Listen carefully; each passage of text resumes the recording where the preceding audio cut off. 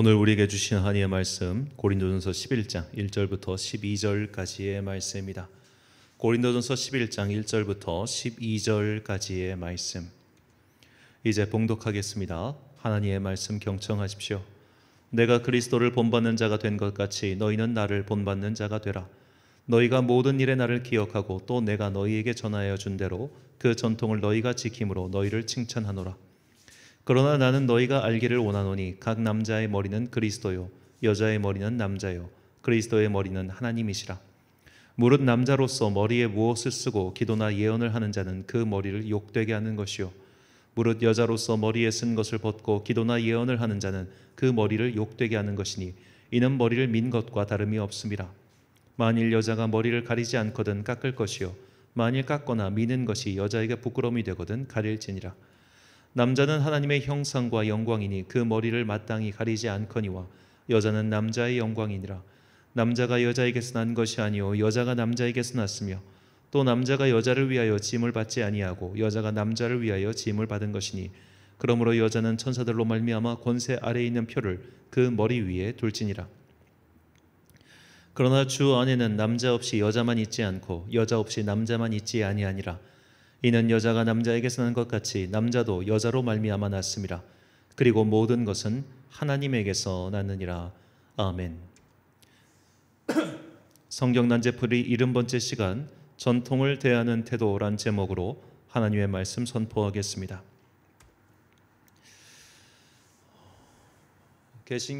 전체 신학계에서 신학의 역사에서 가장 중요한 여러 성경 해석자 신학자들이 많죠. 그 중에서도 이 고대로부터 이어온 가장 탁월한 그 복음주의 신학자라고 한다면 히포의 아우구스티누스를 뽑을 수 있겠습니다. 이 히포의 아우구스티누스가 이 당대의 신학자들과 조금 궤를 달리한 것이 여러 가지가 있는데 그중 중요한 한 가지는 그가 라틴어만 쓸 줄 알고 헬라어를 쓰지 못했다는 겁니다. 로마 시대에도 이제 그리스 문화는 그들에게 굉장히 중요한 요소였습니다. 그래서 당시 귀족들이나 또 고상한 사람들은 그리스어를 할 줄 아는 것을 당연하게 생각했습니다. 요즘으로 치자면 우리나라에서도 이제 식자층은 한자어를 쓸 줄 아는 것을 당연하게 생각하지 않습니까? 그런 식으로 이제 고대 로마에서도 이 그리스어를 쓰는 것이 학자의 기본 소양이었어요. 그런데 신기하게도 이 아우구스티누스는 헬라어를 할 줄 몰랐습니다. 그래서 그의 모든 저작은 다 라틴어 저작이었죠. 이것이 그만의 좀 독특한 어떤 성경 해석 방법론을 낳게 만들었습니다. 무엇이었냐면 그 당시 교회가 다 읽고 있던 성경은 모두 헬라어 성경이었어요. 하지만 그는 헬라어를 잘 못 읽었기 때문에 그는 라틴어 성경을 읽었습니다. 자, 헬라어 성경을 읽지 않고 라틴어 성경을 읽었다고 하는 것은 이미 누군가가 번역한 그것을 자기가 읽는 것을 뜻하며 또한 이 번역의 과정에서 어쩔 수 없이 당대 로마, 라틴 문화권의 문화적 요소가 그의 머릿속에 있었다는 것을 뜻하죠. 즉 그는 유대교 시대의 유대교의 문화 속에서 또 팔레스타인 문화 속에서 나온 그것을 흡수한 것이 아니라 이 당대 로마라고 하는 그 일차적인 해석을 통과한 걸음망을 통과한 것을 자신의 어떻게 보면 진리의 지표로 삼았다는 뜻이 되겠습니다. 그래서 그의 성경 해석 방법은 성경을 단순히 문자적으로 해석하는 것이 중요한 게 아니라 그 문자 너머에 있는 의미를 해석하는 것이라고 그렇게 말을 했습니다. 자, 그래서 성경 해석 방법으로 그는 이제 총 4가지 방법을 얘기했는데 그 4가지를 다 말씀드릴 필요는 없고 오늘은 문자적인 해석이 있고 또 의미적인 해석이 있다. 이것을 말씀드리고자 합니다. 자, 예를 들어 오늘 새벽에 읽었던 레위기 18장의 경우 이 성관계 범위에 대한 지침이죠. 자, 이런 것은 특별히 다른 해석이 필요 없는 그야말로 문자적 해석으로 받아들여야 하는 말씀입니다. 성경에는 이렇게 문자적으로 그냥 그대로 받아들여야 되는 말씀이 있습니다. 예를 들어 십계명의 말씀 같은 경우는 특히 십계명 이제 5계명 이하의 말씀은 그냥 문자 그대로 받아들여도 딱히 우리에게 문제가 될 것이 없지요. 그것은 그냥 읽고 해석 받아들이면 그만입니다. 하지만 그 외에 우리가 계속 읽었던 정결 예식이라든지 그런 것들은 문자적으로 받아들일 것이 아니라 그 너머에 있는 의미론적 해석이 필요하다는 겁니다. 그 의미론적 해석이라고 하는 것은 당대, 즉 내가 살고 있는 내가, 이 독자인 내가 나의 문화 속에서 이 뜻을 파악해서 나의 삶 속에 적용하는 과정이 필요하다는 것이죠. 예를 들어 한국 사람에게 돼지는 부정한 짐승이니까 먹어서는 안 된다라고 하면 그걸 누가 받아들일 수 있겠습니까? 왜 하나님께서 이런 부정한 짐승과 먹을 수 있는 것을 나누셨는지 그 의미를 파악해서 그것을 나누신 그 뜻을 우리가 받아들여야 된다고 말씀드렸죠. 하나님께서 이스라엘 민족에게 돼지라고 하는 그 음식 혹은 짐승을 너희가 부정하니까 그것을 키우지 말라, 어떻게 보면 거부해라 이렇게 말씀하신 것은 그 돼지라고 하는 짐승이 물을 엄청 먹기 때문이라고 제가 말씀을 드렸습니다. 이 성인 돼지라고 해야 될까요? 특히 이제 그 잉태라고 해야 되나, 임신한 암돼지 같은 경우는 하루에 18리터의 물을 마십니다. 그리고 돼지는 굉장히 깨끗한 짐승이에요. 되게 목욕하는 걸 좋아하고 또 이제 그 돼지는 체온을 조절할 수 있는 기능이 없기 때문에 이 물 같은 걸 계속 묻혀가지고 스스로 체온을 낮춰야 됩니다. 그래서 돼지가 이렇게 물을 좋아하고 진흙을 좋아하는 거예요. 그것이 사람의 눈에 볼 땐 더럽다고 생각하지만 사실 돼지가 굉장히 청결한 동물이라는 것은 관심이 있으신 분들은 다들 아실 겁니다. 하나님께서 이렇게 청결한 돼지를 금하신 이유는 이 돼지라고 하는 짐승이 그 당시 그들에게는 어울리지 않는 일종의 사치품 같은 역할을 했기 때문이죠. 자, 그런 식으로 우리가 그 하나님께서 금하신 것 너머에 있는 의미를 파악해야만 어떻게 보면 오늘 우리에게 합당한 하나님의 말씀으로서 전해드릴 수 있는 것이 있습니다. 바로 오늘 본문도 그렇습니다. 자, 오늘 본문에서 바울은 여자의 머리를 가려야 한다 그렇게 이야기를 해줘. 그래서 이 말씀을 아직도 문자적으로 지키고 있는 가톨릭 교회에서는 이 미사보라고 해가지고 이렇게 여성의 머리에 무언가를 가리고 씌우는 걸 합니다. 자, 이것이 조금 발전된 혹은 개량된 형태가 무슬림이 하고 있는 히잡이죠. 심한 히잡 같은 경우는 이제 눈만 드러내는 경우가 있고 보통은 이제 머리에 쓰는 히잡이 일반적이라고 합니다. 아마도 이런 히잡을 쓰는 전통은 유대교에서 비롯되었다라고 볼 수 있겠습니다. 당시 유대교 예식에서도 여성들은 무언가를 쓰고 있어야 됐던 것 같습니다. 그래서 바울은 오늘 본문에서 이러한 전통, 즉 유대인들이 하고 있는 전통을 굳이 부정하거나 바꾸지 말고 이걸 그냥 지키는 게 좋겠다라고 말하고 있죠. 본문 16절 말씀입니다. 논쟁하려는 생각을 가진 자가 있을지라도 우리에게나 하나님의 모든 교회는 이런 관례가 없느니라. 아멘. 자, 이런 관례라 함은 이렇게 모자를 벗고 이런 걸 벗고 머리에 대해서 좀 자유롭게 하자는 그런 의견이었습니다. 왜냐하면 이렇게 머리에 무언가를 쓰는 것은 유대교의 전통이었지 당시 로마 시대의 일반적인 관례는 아니었기 때문이죠. 그리스도의 복음이 헬라 세계로 퍼져나가면서 그 당시 로마 제국에 퍼져나가면서 로마의 문화권 속에 있던 사람들에게는 이 유대교의 전통적인 문화 중에 받아들일 수 없는 것들이 참 많았습니다. 그 중에 대표적인 것이 바로 할례 예식이었죠.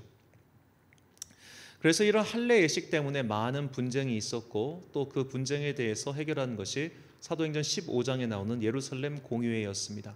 그래서 예루살렘 공의회에서는 할례는 하지 말고 다만 유대교의 정결 예식, 즉 음식에 대한 것만큼은 너희가 지키라라고 권하지요. 사도행전 15장 19절과 20절 말씀. 그러므로 내 의견에는 이방인 중에서 하나님께로 돌아오는 자들을 괴롭게 하지 말고 다만 우상의 더러운 것과 음행과 목매어 죽인 것과 피를 멀리하라고 편지하는 것이 옳으니 아멘. 자, 우상의 더러운 것과 음행과 목매어 죽인 것 그리고 피를 멀리하라. 이것은 결국 유대교의 정결 예식에 있는 음식에 대한 그것은 꼭 지켜라라는 뜻이었습니다. 자, 우상에게 바쳐진 고기는 그야말로 그냥 고기에 불과하죠. 그래서 바울은 내가 이런 것을 먹는다 해서 아무런 나의 믿음에 지장을 주는 것이 아니다. 하지만 나보다 믿음이 약한 자들을 위해서 내가 이것을 조심하겠다라고 말을 합니다. 이것이 유명한 고린도서 8장 8절과 9절에 나오는 말씀이죠. 음식은 우리를 하나님 앞에 내세우지 못하나니 우리가 먹지 않는다고 해서 더 못 사는 것도 아니고 먹는다고 해서 더 잘 사는 것도 아니니라. 그런즉 너희의 자유가 믿음이 약한 자들에게 걸려 넘어지게 하는 것이 되지 않도록 조심하라. 아멘. 자, 너희의 자유가 믿음이 약한 자들에게 걸려 넘어지게 하는 것이 되지 않도록 조심하라. 이것이 모든 전통을 해석하는 바울의 기본적인 입장이었습니다. 머리에 쓰고 안 쓰고가 그의 구원과는 아무런 상관이 없는 일이었습니다. 하지만 누군가는 그것을 가지고 비난하거나 혹은 그것 때문에 교회의 복음을 거부하거나 혹은 그것 때문에 마음이 심란해질 수 있는 겁니다. 그래서 그런 것들을 하지 말라라고 권하는 것이죠. 자, 우리가 예수님의 복음을 당시의 눈으로 본다면 예수님의 복음은 굉장히 파격적이었습니다. 특히 여성에게 이것은 더욱더 파격적이었죠. 유대교의 정결 예식에 따르면 여성은 당연히 성전 안에 입장할 수가 없었습니다. 그들에게 허용된 것은 성전 앞뜰까지만이었죠. 그렇게 남자와 여자가 엄연히 구분되어 있었는데 예수님께서는 여성 제자들에게도 직접 복음을 전해주셨고 그들에게 말씀을 가르치셨습니다. 그래서 초대교회 안에서는 이 여성 제자의 지위가 굉장히 높았습니다. 자, 그러다 보니까 이런 것들에 고무된 당시 여성들 중에 오늘날로 치자면 일종의 여성 해방 운동과 비슷한 입장을 가진 분들이 계셨던 것 같아요. 그래서 이분들은 당시 사람들이 좀 받아들이기 힘든 급진적인 입장을 내세웠습니다. 여성도 얼마든지 성령에 충만한 예언을 할 수 있다. 드보라가 있지 않느냐. 여성도 이렇게 유대교 예식을 따라서 머리에 이런 걸 쓰고 하는 것은 불필요한 일이다. 이거 벗어 던져버리자. 이런 식으로 행동하고 말한 이들이 있었습니다. 바울은 이런 행동에 대해서 지금 제지하고 있는 겁니다. 왜냐? 이런 것들은 전통을 흐트러뜨리는 것이고 그렇게 전통을 흐트러뜨리면 결국 그것 때문에 마음이 불편하고 시험이 드는 형제가 있으니 그들의 마음을 생각해서 너희가 그런 것들을 조율하라라고 하는 것이죠. 바울은 구원에 관해서는 타협이 없는 사람이었습니다. 그는 그 분명한 구원의 입장에서는 그 누구와도 타협하지 않았고 조금의 양보도 없었습니다. 하지만 그 외에는 모든 것에 있어서 타협하고 대화하고 토론하고 양보할 수 있는 사람이었습니다. 오직 구원만이 중요할 뿐 나머지 것들은 그렇게 중요한 것이 아니야 라는 것이 바울의 기본적인 태도였기 때문이죠. 이런 바울의 태도는 위정자들을 대하는 그의 입장에서도 드러나 있습니다. 로마서 13장 1절과 6절 말씀. 각 사람은 위에 있는 권세들에게 복종하라. 권세는 하나님으로부터 나지 않음이 없나니 모든 권세는 다 하나님께서 정하신 바라. 너희가 조세를 바치는 것도 이로 말미암음이라. 그들이 하나님의 일꾼이 되어 바로 이 일에 항상 힘쓰니라. 아멘. 자, 바울이 이렇게 위정자들에 대해서 좀 관대한 일종의 타협적인 입장을 취한 것은 이 정권 혹은 정치 제도가 선하기 때문이 아니라 우리가 굳이 그런 것에 나서 가지고 그런 것과 씨름을 할 만큼 우리는 지금 시간이 있는 사람들이 아니야. 우리에게 중요한 것은 오직 구원의 문제일 뿐 그 나머지는 다 부차적인 거야. 이것이 바울의 기본적인 입장이었다는 겁니다. 그래서 그는 복음 전도에 방해가 되는 요소들은 모두 다 제거했지만 괜히 이런 것들로 인해서 복음 전도에 방해를 받는 것도 원치 않았던 것이죠. 예를 들어 할례의 문제에 대해서 바울이 그토록 격렬하게 싸웠던 것은 이 할례를 고집하면 고집할수록 선교의 문이 막히기 때문이었습니다.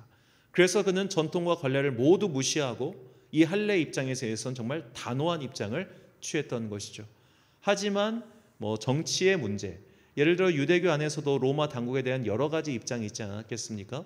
열심당원 같은 사람들은 당연히 세금도 내지 말아야 되고 로마 당국과는 척을 져야 된다 그렇게 얘기했지만 바울 입장에서는 저 나라는 그냥 우리랑 상관없는 나라일 뿐이야. 그러니 우리가 굳이 저들과 척을 지거나 싸우지 말고 우리는 우리가 해야 할 바에 집중하자. 이것이 바울의 생각이었던 것이죠. 자, 이처럼 초대교회 안에도 다양한 생각들이 있었고 여러 가지 갈등이 있었지만 바울은 오직 구원 그리고 그 외의 문제에서는 우리가 얼마든지 대화로서 토론하며 서로의 입장을 조율하자라는 것이었습니다. 자, 이 태도가 우리가 배워야 할 태도죠. 우리는 성경을 문자적으로 해석해서 그것을 가지고 누군가를 괴롭히는 사람들이 있다는 것을 알고 있습니다. 이런 분들이 좋아하는 말씀이 고린도전서 14장 34절과 35절 말씀이죠. 여자는 교회에서 잠잠하라. 그들에게는 말하는 것을 허락함이 없나니 율법에 이른 것 같이 오직 복종할 것이요 만일 무엇을 배우려거든 집에서 자기 남편에게 물을 지니 여자가 교회에서 말하는 것은 부끄러운 것이라. 자, 어떤 분들은 이 말씀을 근거로 여성의 목사 안수 혹은 장로직 안수 등을 반대합니다. 성경에 분명히 이렇게 기록되어 있으니 나는 그것을 수용할 수 없다라는 것이죠. 제가 누차 말씀드리지만 만약 이런 주장을 하시는 분들이 성경의 모든 문장들을 다 문자적으로 수용하는 분들이라면 제가 그들의 말씀을 존중할 수 있겠습니다. 하지만 그분들도 구약에 있는 여러 정결 예식을 문자적으로 받아들이고 있지는 않을 겁니다. 단지 의미론적으로 받아들일 뿐이죠. 이 본문 또한 마찬가지입니다. 바울은 여자가 남자의 아래이기 때문에 존재론적으로 여자가 남자의 하위 종족이기 때문에 이렇게 말을 하는 게 아닙니다. 여성과 남성은 동등합니다. 바울은 이것을 이미 본문에서 이야기하고 있죠. 11절과 12절 말씀. 그러나 주 안에는 남자 없이 여자만 있지 않고 여자 없이 남자만 있지 아니하니라. 이는 여자가 남자에게서 난 것 같이 남자도 여자로 말미암아 났음이라. 그리고 모든 것은 하나님에게서 났느니라. 아멘. 자, 동등한 입장입니다. 동등한 존재입니다. 그리스도 안에서 한 형제요 자매가 되었습니다. 하지만 문화적인 습성이 남아있기 때문에 너무 급진적인 입장을 취해서 공동체 안에서 갈등이 발생하는 것, 바울은 이것을 원하지 않았던 것이죠. 복음을 위해서라면, 복음 전파를 위해서라면 여러 가지 갈등을 얼마든지 수용할 수 있지만 그 외의 문제에 있어서는 정말로 좋게 해결하고 평탄하게 해결하고 조용하게 해결하는 것이 공동체에게 최선이라고 그렇게 바울은 이야기하고 있는 것입니다. 우리는 바울의 이 입장을 오늘 우리의 삶에서도 고스란히 적용해야 합니다. 자, 교회 안에서도 이런 여러 가지 해석이나 예식, 전통의 문제 때문에 시끌시끌한 경우가 종종 있습니다. 제가 여러 성도님들 만나다 보면 이 성도님들의 기본적인 신앙생활의 태도 혹은 생각이 언제 고정되느냐? 자기가 맨 처음 다닌 교회에 고정됩니다. 자기가 맨 처음 다닌 교회의 그 모습이 가장 정통이고 가장 옳다고 생각을 해요. 그래서 여러 가지 뜻하지 않게 이사 등으로 인해서 다른 교회를 가면은 다른 교회 갔을 때 자신이 어렸을 적 다녔던 교회 혹은 자신이 처음 다녔던 교회와 다른 예식을 하면은 그렇게 거부감을 느끼는 분들이 상당히 많습니다. 예를 들어 자신이 시골의 어느 교회를 다니는데 그 교회가 한 번도 성찬식을 한 적이 없는 교회, 그런 교회에서 크신 분들도 있어요. 그분들도 성찬을 해야 된다는 것을 알지만 왠지 성찬이라고 하면 이거 가톨릭 예식 아니야? 그렇게 부정적으로 생각하는 분들도 제가 뵌 적이 있습니다. 또 어떤 교회는 목사가 예배를 드릴 때마다 목회자 가운을 입고 예배를 드리는 교회가 있습니다. 그런 데서 크신 분들은 목사가 목회자 가운을 입지 않고 예배당에 오르면 그걸 그렇게 불경하게 생각하세요. 또 어떤 분들은 목회자 가운의 색깔을 가지고 마음에 어려워하는 분들도 있습니다. 자기가 어렸을 때 교회 목사님은 항상 흰 가운을 입고 올라오셨는데 왜 저 목사는 까만색 가운을 입고 올라오냐, 그렇게 생각하시죠. 자, 이 가운의 문제도 원래 이 종교개혁자 중에 이 가운의 문제를 언급한 사람이 장깔뱅입니다.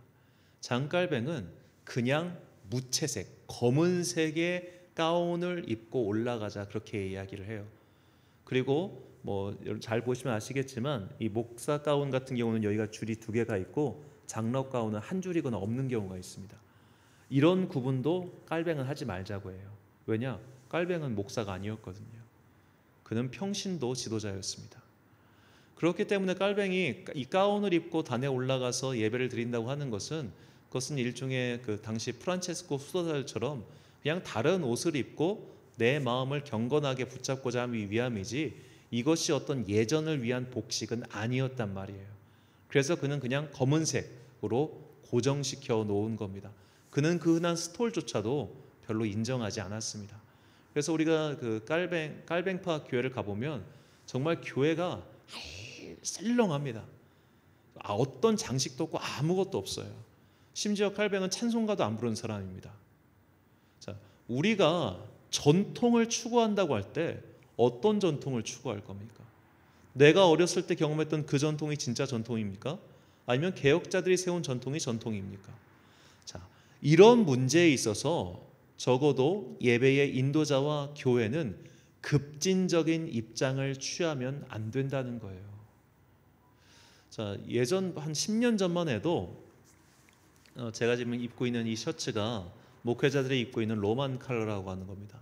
이 로만 컬러, 뭐고 이제 클레릭 셔츠라고도 부르는데, 이 의미는 이것이 일종의 목걸이, 그러니까 목줄이라는 거예요. 내가 주님께 목 잡힌 존재다라고 해서 이런 클레릭 셔츠가 이렇게 되어 있는데, 이것도 좀 양식이 다양하죠. 이 안에 또 어떤 표식이, 십자가 표식이 있는 경우가 있고, 그냥 이것처럼 아무것도 없는 경우가 있고, 다양하게 있는데, 자, 이것이 처음에 개신교회 목사님들이 이거 입고 나왔을 때 성도들 사이에 꽤 반발이 있었습니다.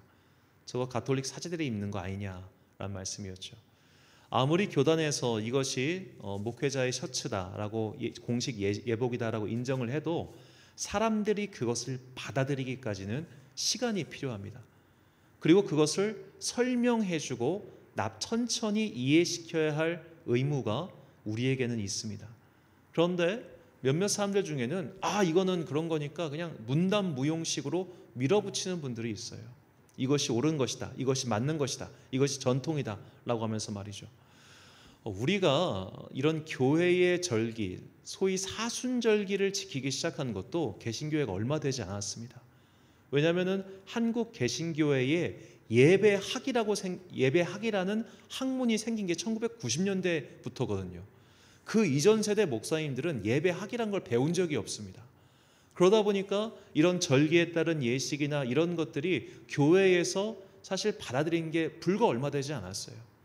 그런데 이제 1990년대 이후로 목사 안수를 받은 목회자님들이 현장에 가면서 이런 교회 안에서 기존에 있었던 전통과 이들이 배운 학문과의 충돌이 일어나기 시작한 거죠. 이때 조금 젊은 그 목회자들이 한 실수가 뭐냐면 자신이 배운 것을 고스란히 적용시키려고 하다 보니까 이 현장 안에서 많은 갈등이 있었던 겁니다. 이런 것들은 사실 하나도 중요한 문제가 아니죠. 목사가 넥타이를 하고 강대상에 오르건, 목사가 가운을 입고 오르건, 스토를 하고 오르건, 그것이 구원과 도대체 무슨 상관이 있단 말입니까? 그러므로 목회자 및 예배 인도자들은 개교회의 전통을 존중해주고 자신의 뜻이 설령 그렇다 하더라도 그것을 천천히 바꿔가려는 노력이 필요합니다. 왜냐하면 이것은 구원과는 하등 관계가 없는 일이기 때문이죠. 자, 우리는 오늘날 여러 가지 문화적 충돌 속에서 살아가고 있습니다. 예를 들어 한국 개신교회는 술, 담배를 굉장히 엄격하게 금지하지요. 하지만 독일의 개신교회나 유럽의 개신교회는 그렇지 않습니다. 이것은 우리나라와 그들의 토양이 다르기 때문입니다. 우리나라는 물이 깨끗하기 때문에 식수로 쓸 것이 얼마든지 많지만 유럽 등지에서는 이 석회질이 많기 때문에 맥주 같은 것이 오히려 더 수분 섭취에 용이하다고 하더라고요. 하지만 우리나라는 유독 술에 관대한 문화가 있기 때문에 가뜩이나 이 술 문제로 사회가 시끄러운데 교회 안에서까지 그런 것들을 허용하거나 관대하게 대해줄 여력이 없는 것뿐이고, 이 서구 같은 경우는 특히 이제 문화권에 따라서 식수가 용이치 않기 때문에 그런 맥주 등은 크게 좀 문제 삼지 않는 그런 문화적 태도가 있는 겁니다. 그런데 이쪽 문화권에 있는 사람이 이쪽으로 와서 그걸 고스란히 적용하면 어떤 일이 벌어지겠습니까? 충돌이 어마어마하겠죠. 그렇기 때문에 우리는 내가 가지고 있었던 그 생각, 내가 가지고 있었던 그 문화적 태도를 다른 사람에게 일방적으로 강요하거나 혹은 그것 때문에 충돌이 일어나게끔 만드는 것이 아니라 지혜롭게 천천히 기존의 전통과 관례를 존중하면서 조금씩 바꿔나가야 하는 그런 지혜가 필요한 것이죠. 성경은 분명히 남성과 여성의 문제에 있어서 남자는 존귀하고 여자는 하등하다 그렇게 말을 하지 않습니다. 이것은 이미 구약 성경에 나오는 슬로보앗의 딸들의 일화를 통해서도 우리가 알 수 있습니다. 민수기 27장 4절과 7절 말씀. 어찌하여 아들이 없다고 우리 아버지의 이름이 그의 종족 중에서 삭제되리이까? 우리 아버지의 형제 중에서 우리에게 기업을 주소서 하며 슬로보앗의 딸들의 말이 옳으니 너는 반드시 그들의 아버지의 형제 중에서 그들에게 기업을 주어 받게 하되 그들의 아버지의 기업을 그들에게 돌릴지니라. 자, 우리나라는 이제 조선 시대부터는 대릴 사위 제도가 없기 때문에 이렇게 여성에게 가문을 이어받게 하는 것에 대해서 사실 1950년대까지만 해도 이것이 용납되지가 않았습니다. 하지만 지금은 시대는 그렇지 않겠죠. 자, 이런 식으로 성경에서도 과거에는 정말 남존여비가 있었는데 그런 문화적 특성에도 불구하고 하나님께서는 딸들에게도 가문을 이어받을 수 있게 하라, 그런 명령을 내리신 겁니다. 이것은 하나님의 뜻이 남자는 귀하고 여자는 천하다, 이것이 아니라 남자든 여자든 모두 나의 피조물이고 나의 자녀들이기 때문에 다 귀한 것이다 라는 것을 우리에게 전해주고 계신 것이죠. 그러므로 우리는 성경이 남자는 존귀하게 여기고 여자는 천하게 여긴다든지, 혹은 여성을 통해서 이 땅에 죄가 들어왔기 때문에 여성은 악하다든지, 그런 중세 시대의 사고를 당연히 버려야 됩니다. 우리는 성경 속에 나타나 있는 하나님의 뜻, 즉 의미론적인 해석을 통해서 오직 복음에 관한 것에는 타협이 없게, 하지만 그 외의 것들에 대해서는, 여러 가지 전통과 문화의 일에 대해서는 우리가 서로 대화하고 또 관용하며 그런 인내의 자세가 필요하다는 것이죠. 바울은 그렇기 때문에 성도들에게 다음과 같이 권면합니다. 빌립보서 1장 18절 말씀 함께 읽겠습니다. 그러면 무엇이냐, 거칠애로 하나 참으로 하나 무슨 방도로 하든지 전파되는 것은 그리스도니 이로써 나는 기뻐하고 또한 기뻐하리라. 아멘. 사랑하는 천안광성교회 성도 여러분, 그리고 이 예배를 함께 드리고 계신 귀한 주님의 자녀 여러분, 우리에게 중요한 것은 복음의 전파이며 영혼의 구원입니다. 그러므로 너무 급진적인 행동으로 누군가의 마음을 상하게 할 필요도 없으며, 반대로 너무 수구적이어서 누군가의 마음을 답답하게 할 이유도 없습니다. 교회 안에는 수많은 사람들이 있고 그들의 삶의 배경 또한 가지가지입니다. 그래서 여러 가지 생각과 입장이 충돌하기 마련이죠. 우리는 이럴 때 성경의 문자적 해석보다 의미적 해석을 추구하며 서로 대화의 장으로 나아가야 합니다. 성경의 문자를 그대로 갖다 붙여버리면 더 이상 대화와 토론의 여지가 없어집니다. 저는 그러한 맹목적인 문자적 해석은 반대합니다. 또한 너무 급진적인 태도는 누군가의 마음을 불편하게 합니다. 그런 행동은 형제를 사랑하라는 예수님의 말씀과 어긋나기 십상입니다. 예전에 부자들에게 세금을 더 물리는 문제에 대해서 한쪽이 강경하게 나가자 반대쪽 패널이 이런 말을 한 적이 있습니다. 그렇다면 부자들은 대한민국 국민이 아니란 말입니까?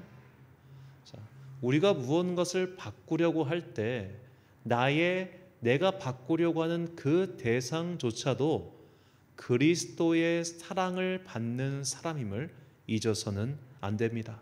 나는 옳고 너는 틀렸어, 나는 의인이고 너희는 악인이야 라는 태도는 우리를 결코 그리스도의 사랑에 이르지 못하게 하죠. 우리는 상대의 생각과 배경을 존중하며 서로 대화하고 공생해야 합니다. 적어도 구원의 문제가 아닌 한, 그리고 이단과 사이비의 문제가 아닌 한 우리의 사고는 모든 방향으로 열려 있어야 합니다. 이것이 성도의 바른 길입니다. 구원의 문제에 있어서는 단호하게, 그러나 그 외의 문제에 있어서는 유연한 태도를 견지하여 그리스도의 향기를 품고 살아가는 주님의 제자들이 되시길 예수님의 이름으로 축원합니다. 기도하겠습니다. 사랑과 은혜가 풍성하신 아버지 하나님, 사도 바울은 교회의 전통을 존중하라고 그렇게 사람들에게 이야기했습니다. 이것은 결코 그가 여성을 천하게 여기고 남성을 귀하게 여기기 때문이 아니었습니다. 그 급격한 변화는 누군가의 마음을 불편하게 하고 복음을 가로막는 장애물이 될 수도 있기 때문에 그러한 것들을 천천히 변화시켜 나가야 된다는 것을 그는 이미 알고 있었습니다. 그리고 성경은 분명히 남성이든 여성이든 모두 하나님의 피조물이며 귀한 주님의 자녀라고 가르쳐주고 있습니다. 우리가 성경을 문자적으로 보는 우를 범하지 않고 그 성경 속에 담겨있는 하나님의 말씀 속에서 주님의 사랑의 그 의미를 깨닫고 그 의미를 가지고 오늘을 살아가는 지혜로운 자녀들 되게 하여 주옵소서. 현재를 살아가는 그리스도인들이 여러 가지 교회의 전통과 문화 속에서 갈등을 겪고 어려움을 겪을 때가 참 많이 있습니다. 그때마다 상대방을 부정하고 내 뜻을 관철시키려고 하는 그런 것보다는 서로를 이해하고 포용하며 사랑과 대화로서 모든 것을 협력하여 아름답게 가꾸어가는 그리스도의 사람 되게 하여 주옵소서. 구원의 문제에 있어서는 단호하게, 그러나 그 외의 문제에 있어서는 관용과 사랑으로 서로를 대할 때 우리는 그리스도의 향기를 품고 이 세상을 감동시키는 주님의 사람이 될 것을 믿습니다. 그러한 넉넉한 마음과 말씀의 지혜를 우리에게 은혜의 선물로 내려주길 간절히 소망하오며, 이 모든 말씀 우리에게 구원의 은혜를 전해주신 예수 그리스도의 이름으로 기도드립니다. 아멘. 찬송가 312장 찬양하겠습니다.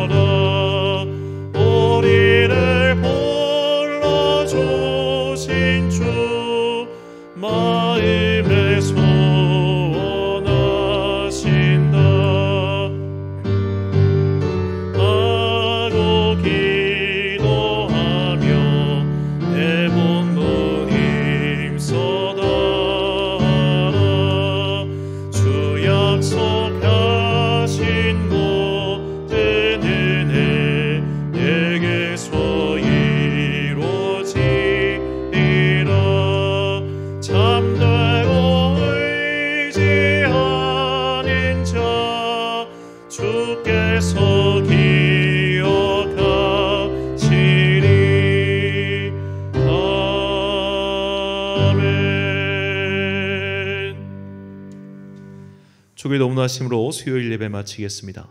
하늘에 계신 우리 아버지, 아버지의 이름을 거룩하게 하시며 아버지의 나라가 오게 하시며 아버지의 뜻이 하늘에서와 같이 땅에서도 이루어지게 하소서.